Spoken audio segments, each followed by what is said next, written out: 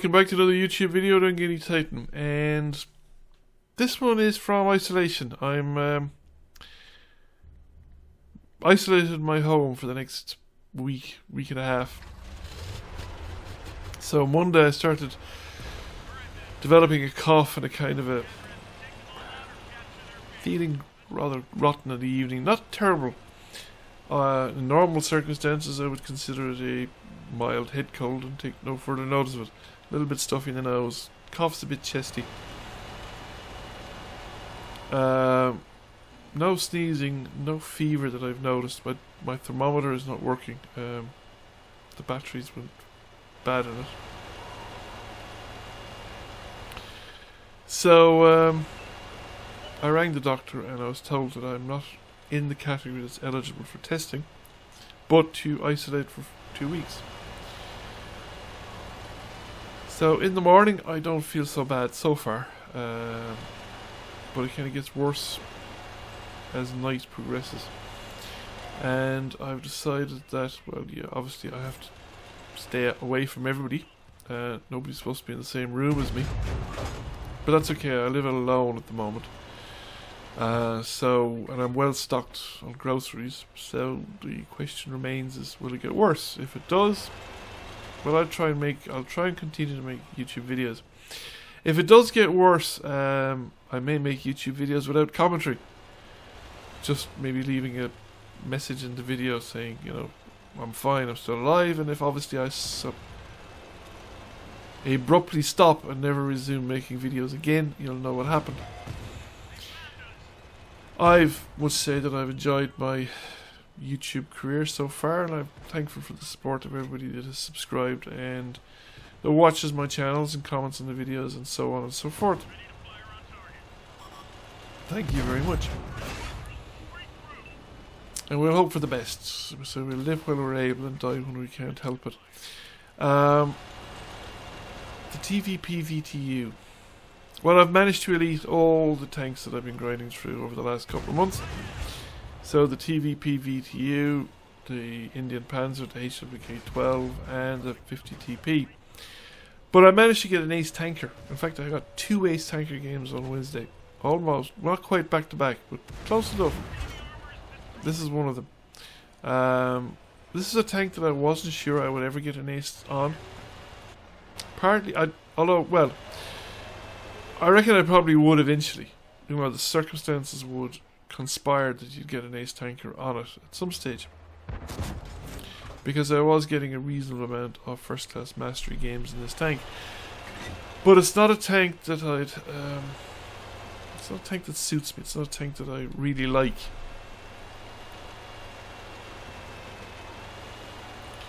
It has, you know, it has its merits, which is mostly the hard-hitting nature of the gun, good penetration, and the fact that the gun hits fairly hard. But it's very fragile. It is nothing special in terms of view range or camouflage. It is slow enough on the reload, and aim time is quite long, and the accuracy was, it's alright, like, but it's not the best. You know, it's not. So it's not a Centurion or anything like it. Doesn't have great gun depression and things like that. So you got to make use of the terrain. You got to either protect yourself from being hit by distance, cover, allies, timing your shots basically when people aren't shooting. It's a great. Should we say, it's a great tank to sort of increase your versatility. Like, if you do well in tanks like this, then it massively expands the repertoire of tanks that you can do well in. But it's not a type of tank that I'm going to be overly fond of.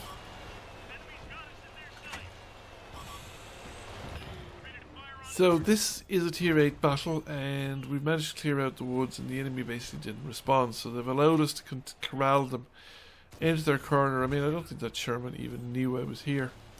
Well, the Slayer obviously did, but I don't think that guy did. And now the bulk of the enemy tanks are just the other side of that ridge. Practically the whole lot of them. So I'm coming over the top, and we know the T-43s can have it. The T-28's a one-shot. I know that I'm going to have to get low enough that there's no backing up off the ridge. If I try to reverse there, both the T-43 and the other guy behind me will have shot me. And Comet. And I will probably not survive the experience because the reverse was just quite slow. Now we're back around and there's only the T-43 left, and I think he's looking at me. Yes, his gun is pointing at me. So the Pantera can make the move and his gun is going to be trailing the Pantera. And then of course I have a free shot essentially from behind. Now there's only one tank remaining, and that is the tank destroyer is over here right at the map edge. There it is. It's an iron rain. It's a little more than a one shot. I'll take a bit more, but we're going to get our shot. It's not pointing the gun at me. Almost didn't make the turn, or didn't turn the tank quickly enough there to actually get the ram in, but we managed it. And we finished it off for 7 kills. 16 penetrating ribbons. And the final result is, of course, we're going to get an ace tanker. Now, we did, 8,000 experience after all bonuses and operations and whatnot have been added up. Top Gun, obviously, and Devastator. And not enough in this particular one to take me over the top and actually get this tank deleted, but it got me pretty close. And a couple of more games after this, and the job was done. So this became #1 by experience as well. So obviously, towards the end of that grind, I was actually getting reasonably comfortable with the TVP VTU. But as I said, it will never necessarily be my favourite tank. And the crew makes a difference. Tanks like these really come into their own when you have crew skills to minimize all their faults. So you have things like Smooth Ride and Snapshot, and you have various other things to minimize the dispersion of the gun, the aim time, and what have you. Now, I've speeded up the start of this video because while this was another Ace Tanker game, the start of it is really boring. I come down here to the southern end because I felt that's where my tank could probably do the most good if the enemy pushed in force. It is my feeling, and remains my feeling, shall we say, that if the enemy push fairly strongly across the southern side of the map, the southern spawning enemy, 5 or 6 tanks, and they push fairly aggressively, get into the field before tanks coming south manage it, they actually have a chance of winning this fight. Now, we've come down, I think, in enough strength this time that there isn't much chance the enemy would have won the fight, even if they had come across in force. Normally you don't get this many tanks coming south. We have 2 tanks on the river. Unfortunately, they didn't attack, which also means that we have the time to actually clear out this section, the enemy out of this section, before we have to turn around and defend the cap circle from attacks across the river from the north. Because that is the other approach, is that you can attack across the northeast, west-east, across the northern end of the map. And the enemy are attacking. Now, they're not being terribly aggressive about it, but there is a couple of enemy tanks, and they are managing to whittle us down and clear us away. So now they've pretty much cleared away the frontline opposition, and we're not actually well set up to stop them from rolling up the position, because they could push across aggressively along the northern edge of the water, get in behind the ridge, behind the cap circle, and then basically fight our tanks that are facing them. Fortunately for us, the enemy don't actually push that aggressively. You get the VK4502 pushing, and he's doing the right thing, I think. He's actually pushing fairly aggressively. I've managed to get a sight hit in, but the MX50 120 should be doing the same thing. For that matter, there's a Paladin down there as well somewhere, and he should be doing it as well. And if the 3 of them got in behind the ridge line, then combining with successive tanks coming up, they that have the defence here on a crossfire. Some of them directly to the north, and some of them to the south. Whereas at the moment we're kind of plinking on at a long range of tanks that are difficult to hit. They're difficult to hit on both sides. And we're pushing across the river to the south. Now, I actually think pushing across the river to the south is the hardest attack vector, should we say, in this game, in this map. Because what happens is that once you come out of the cap circle, or the town, across the bridge, you're completely exposed. And it's very easy to just blow people up as they're trying to cross that open ground to get to the base of the hill, the ridgeline. And if they can't hold on to that location, then they generally won't succeed. Now the AMX 5120 has pushed out, but he stayed there. If he just kept going, he would be in a... Now, what's happening is that our guys that were further south, so you see the tank destroyer and the other tank moving on to the northern edge of the ridgeline. That's actually made an advance now along the northern edge impossible, because they are now in a position to shoot anything that just comes around that point on the northern side of the map. And what the AMX 5120 was doing at that point is actually a waste of time. In fact, at this point, the enemy would be better off pulling back from the advanced location, just pulling right back to the hill before we start getting up there and picking them off, or make the retreat impossible, because that's what's going to happen. Now, there's only two of them down there that I can see. I think we've gotten rid of quite a lot of the tanks. The UDIS is a one-shot kill. Okay, the Paladin's pretty solid so far,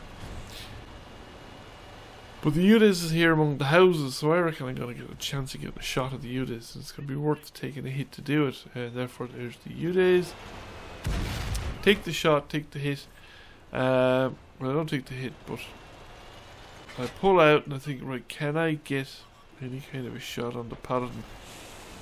And when I come out here, I take a shot from a T130, or a T30. So there's a T30 down there, and I don't want to get hit from a T30 a second time. Now, the T30 will have a long aim time. It might be able to shoot me here. And if I don't advance, if I advance too much, I lose the shot into the flank or the upper deck of the tank. Whereas if I push out too far, I actually won't be able to get the gun depression to get it down unless I go right down on top of the Paladin. And, well, he's dead and we've done the job. And then I look, our attack across the south has actually collapsed completely. And the enemy are actually in a position to start attacking the other direction.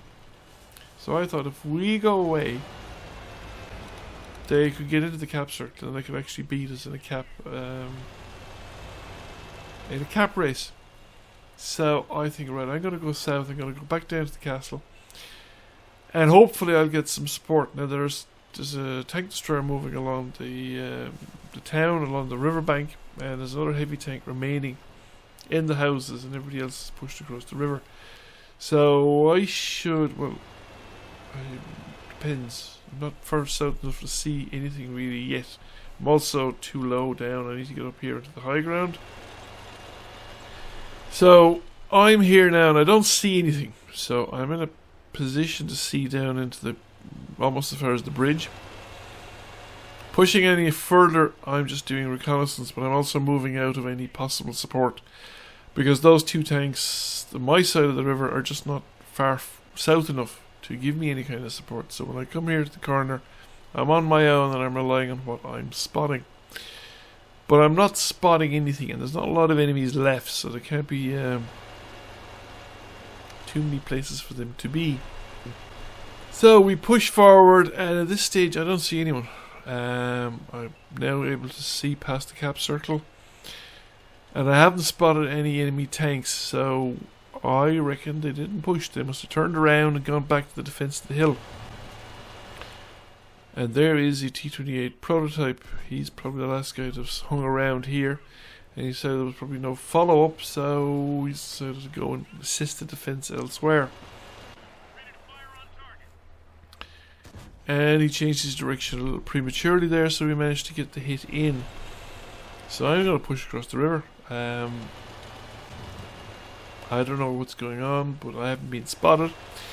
Nobody spotted me. I'm not going to go into the cap circle because I don't want to alert anybody as to my location.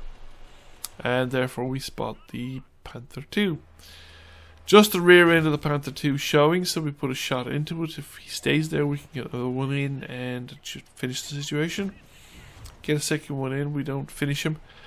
However, he decides to start looking around to see if there's anybody shooting. Like, what's that banging noise? Where is it coming from? So push on. I'm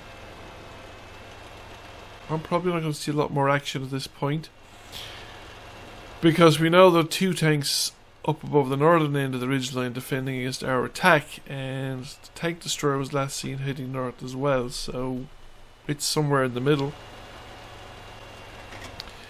I might get a shot or two off, and we'll see what we see what we see when we get to the ridgeline here, and we poke over the top and see if anybody's visible. They could be the other side of the ridgeline in the north as well, and there we get a shot into the Emile, because I think it was the back of it or the side of it or something. And there's probably 430U, bounced the shot. He's pushed from the front, I think, so we missed the shot entirely. And that was it. The 430U was gone. The Emile 2 is going to be into low ground, I think, before I get the chance to shoot him. The T-28 prototype has popped up, but I doesn't look like I'm going to get the chance to shoot him. The lie of the ground is just between me and them, and I won't get at the Emile. Just too many tanks around. Now his best bet is actually to stay as low as he can on the northern side of the slope, and he's faced off against a tank destroyer, and that's it. Game over. Game over, and another victory in the bag. And this one also turned out to be an ace tanker. 2,634 damage, 15 ribbons, because I think a lot of our damage and some of our kills were against relatively high tier tanks. Confederate and ace tanker, we did over 2,800 damage, 3 destroyed. So that is the TVP VTU Koncept, and you know, I'm kind of glad I've seen the back of it, really. 79%. I suppose I could have pushed for a second mark of excellence, but I don't know if I could be bothered. We came number 2 by experience, obviously behind a tank destroyer. Anyway, stay safe. See you all again. Thank you for watching. I hope you enjoyed the video. If you did, please press like, comment, share. It really helps the channel out. And if you have not already done so, please subscribe to the channel. I will catch you all again soon. Bye for now.